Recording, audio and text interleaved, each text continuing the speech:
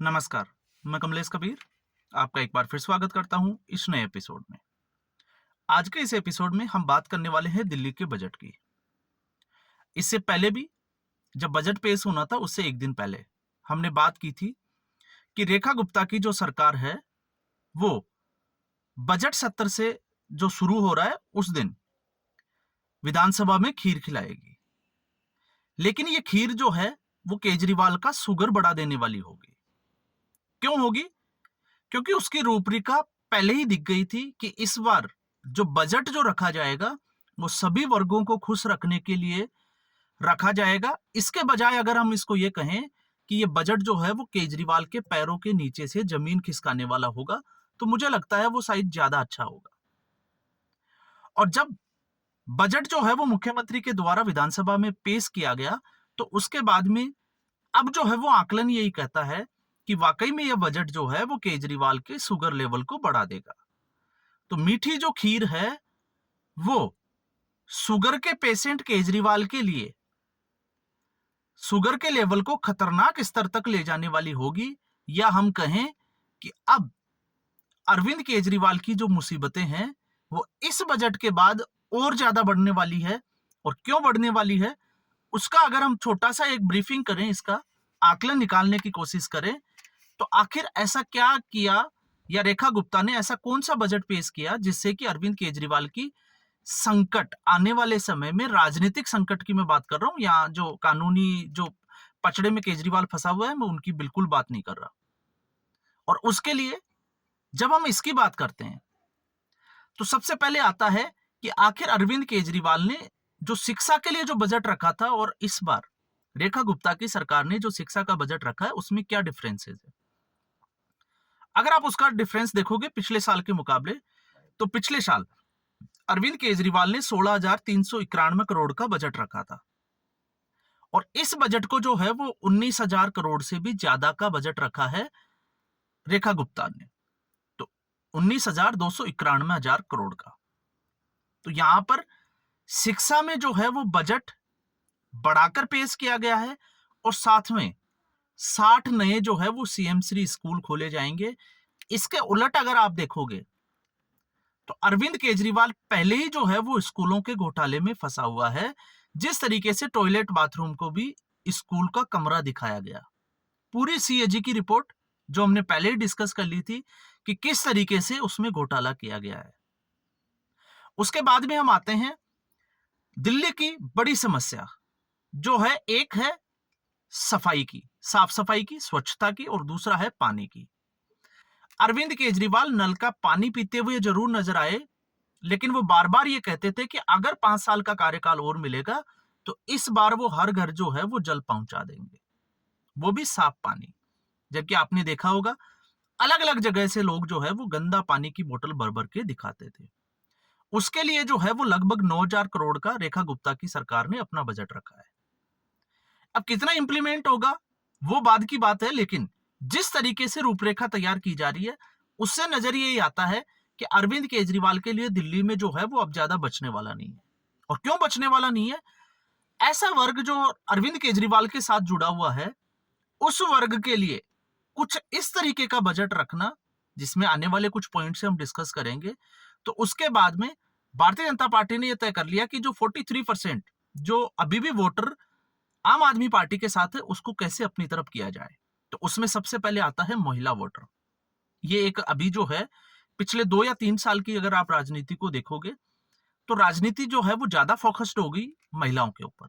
और दिल्ली में ऐसे में लगभग जो है वो 72.36 लाख, 72.36 लाख जो है, या हम कहें कि 72,36,000 के आसपास महिला वोटर है। और इन महिला वोटरों के लिए इस बजट में क्या रखा गया? एक महिला सम्मान निधि की जो योजना थी उसके तहत आपको पता होगा 5100 करोड़ रुपए का बजट रखा गया, जिसमें 2500 रुपए महिला को दिया जाएगा। अब इसमें हमने पहले ही एक जो है वो क्वेश्चनिंग रख दी थी, क्योंकि आतिशी मार्लेना लगातार जो है वो हमलावर होती थी कि हर महिला को 8 मार्च को जो है वो पैसे मिल जाएंगे, खाते में आ जाएंगे, लेकिन वो अब तक नहीं आए। तो भारतीय जनता पार्टी ने फ्री बीज की तरफ ना जाते हुए एक इसका रास्ता निकाला है। ऐसी महिलाएं जो दिल्ली की वोटर हो या दिल्ली की रहने वाली हो, साथ में वो गरीबी में, जिसको हम कहें कि गरीब परिवारों से हों, ऐसी महिलाएं नहीं जो पहले से ही जो है वो सरकारी पदों पर है या सरकारी जो है वो जिसको हम कहें कि कर्मचारी है, उनकी सैलरी आती है, उनके लिए कोई प्रावधान नहीं रखा गया है। तो इसलिए ये सबसे अच्छी स्टेप जो है वो मानी जा सकती है। इसके अलावा आपको पता होगा 25,000 रुपए प्रेगनेंसी में जो है वो महिलाओं को दिए जाएंगे। 6 महिला प्रेगनेंसी किट जो वादा किया था उसका प्रावधान किया गया है, और महिलाओं की सुरक्षा के लिए 50,000 के आसपास सीसीटीवी। अब एक तरफ आप इसको कंपेयर करके देखते हो तो सीसीटीवी का एक तरफ घोटाला चल रहा है क्योंकि सत्येंद्र जैन के खिलाफ एफआईआर का ऑर्डर हो चुका है, और दूसरी तरफ अब जो है वो भारतीय जनता पार्टी ने उसी की तर्ज पे जो है वो बजट तैयार कर दिया। इसके बाद में दूसरे पॉइंट से अगर हम देखें तो फिर आता है महिला वोटर के बाद में झुग्गी झोपड़ियों वाला।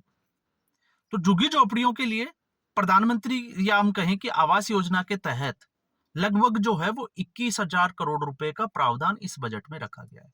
क्योंकि आपको पता होगा जब चुनाव प्रचार जोर पे था, पीक पे था, तो भारतीय जनता पार्टी के खिलाफ जो है वो अरविंद केजरीवाल ने बोला था कि अगर बीजेपी सत्ता में आती है तो वो झुग्गी झोपड़ियों को तोड़ देगी। और फिर भारतीय जनता पार्टी ने काउंटर किया था कि हाँ, हम झुग्गी झोपड़ियों को तोड़ देंगे लेकिन रहने के लिए पक्के मकान देंगे। एक ये वाला। दूसरा, जब शीला दीक्षित जी की सरकार थी उस वक्त जो फ्लैट गरीबों के लिए जो बनाए गए थे उनको 10 साल में भी अरविंद केजरीवाल ने डिलीवरी नहीं किया, और वो सारे फ्लैट जो है वो खड़े खड़े ही खंडर के रूप में बदल गए। तो ये भी अरविंद केजरीवाल को जो है वो बड़ा डेंट करेगा।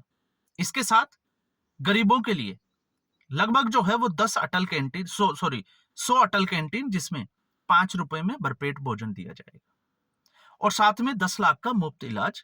ये हम बात कर रहे हैं झुग्गी झोपड़ियों वाले वोटर की तरफ से जो इस वजह बजट में रखा गया है। तो ये 2 पॉइंट, एक महिला, दूसरा झुग्गी। फिर हम आ जाते हैं आपको बुजुर्ग और दिव्यांगों के लिए इस बजट में क्या रखा गया है। तो अगर बुजुर्गों को देखें और दिव्यांगों को कुल मिलाकर जो है वो 9.9 लाख के आसपास जो है वो इस तरीके के लाभार्थी वर्ग में आते हैं, क्योंकि छोटी सी दिल्ली है 1.5 से 2 करोड़ की आबादी वाली। तो ऐसे में आप समझ सकते हैं कि इनकी संख्या भी जो है वो इतनी जाएगी, जिसमें से लगभग 4 लाख के आसपास जो है वो सीनियर सिटीजन आते हैं, और लगभग 1.5 लाख तो नहीं कह सकते लेकिन 1.25 लाख से ऊपर जो है वो दिव्यांगजन आते हैं।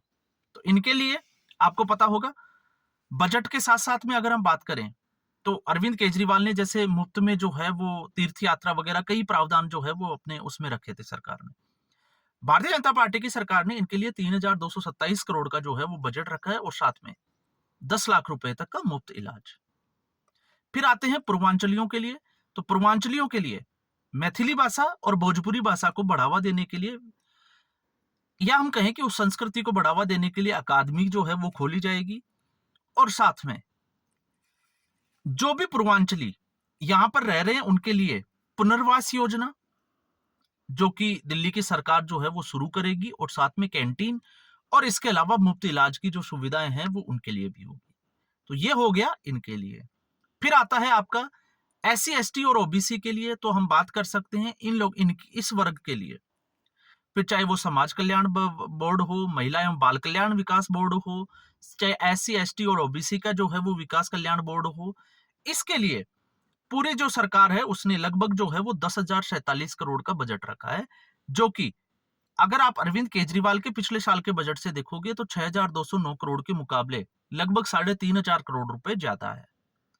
और फिर उसके बाद में आता है व्यापारी वर्ग, जिसके लिए सिंगल विंडो सिस्टम हो या और दूसरी तरीके की चीजें हो। तो हर वर्ग को खुश करने के लिए इस बजट में कुछ ना कुछ रेखा गुप्ता की सरकार ने रखा है। और अब आपको साथ में यह भी पता होगा कि इस बजट के साथ में जिस तरीके से रेखा गुप्ता ने अरविंद केजरीवाल के ऊपर तंज कसा, वो भी मुझे लगता है कि आपको जो है वो सोशल मीडिया, यूट्यूब वगैरह पे बहुत सारे वीडियो जो है वो आपको मिल जाएंगे, आपको सुनना चाहिए। और क्यों, उसकी अगर आप खास बात अगर आप समझोगे तो इसमें सबसे अच्छी बात जो लगी, जिस तरीके से दिल्ली को, या हम कहें कि भारत को मुगल आक्रांताओं के द्वारा लूटा गया, फिर अंग्रेजों के द्वारा लूटा गया, तो उस औरंगजेब वाली कैटेगरी में ही अरविंद केजरीवाल को लाकर खड़ा कर दिया रेखा गुप्ता ने, और सीधा हमला बोल दिया कि उन्होंने तो जो लूटा, अब जो है वो लूटा किसने, अरविंद केजरीवाल ने। तो अरविंद केजरीवाल को लुटेरा साबित कर दिया। और हमने देखा अब जो है दिल्ली का स्वास्थ्य मॉडल, दिल्ली का कट्टर ईमानदारी का मॉडल और दिल्ली का शिक्षा मॉडल, तीनों की नजर जो है वो दिल्ली में तो वो फैल हो चुके हैं, अब वो पहुंच गई है पंजाब। पंजाब में क्या गुल खिलाएगी, क्योंकि अरविंद केजरीवाल के सामने अब बड़ी चुनौती ये होगी कि इसको अगर हम समझे, पंजाब में जो है वो सत्ता में वापसी किस तरीके से हो। क्योंकि अब जो है वो, हम केजरीवाल जेल जाएगा उसकी बात नहीं कर रहे, हम बात कर रहे हैं आम आदमी पार्टी के राजनीतिक अस्तित्व का। और ऐसा इसलिए क्योंकि अब पंजाब के लोग भी जो है वो दिल्ली की तरफ देखेंगे कि अरविंद केजरीवाल के 11 साल के मुकाबले भारतीय जनता पार्टी ने, क्योंकि भारतीय जनता पार्टी ने दिखा दिया यमुना रिवर फ्रंट की जो बात कर रहे थे, और मोदी ने तो जो है वो गारंटी दी थी, लेकिन बजट तो छोड़िए आप, जब जब से जो है वो भारतीय जनता पार्टी का, या हम कहें कि भारतीय जनता पार्टी की जीत हुई, उसके बाद से यमुना में जो है वो फर्क साफ तौर से दिखाई देने लगा है। तो अब केजरीवाल का मॉडल होगा और दूसरा रेखा गुप्ता का मॉडल होगा, और यही मॉडल जो है वो प्रभावित करेगा पंजाब को, क्योंकि पंजाब में स्थिति इस वक्त आप मान के चलिए कि आम आदमी पार्टी के बिल्कुल जो है वो खिलाफ चल रही है। तो ऐसे में अरविंद केजरीवाल इससे बचने का क्या रास्ता निकालते हैं वो तो आने वाला समय बताएगा, लेकिन रेखा गुप्ता ने साफ तौर से जाहिर कर दिया कि अब जो है वो लगातार अरविंद केजरीवाल पर हमला करेंगे, और अरविंद केजरीवाल के पैरों के नीचे से जमीन खिसकाने का काम तो बिल्कुल जरूर करेंगे। तो आज के एपिसोड में बस इतना ही। उम्मीद करूंगा वीडियो आपको पसंद आया होगा। वीडियो को लाइक करें, शेयर करें, चैनल जरूर सब्सक्राइब करें। धन्यवाद।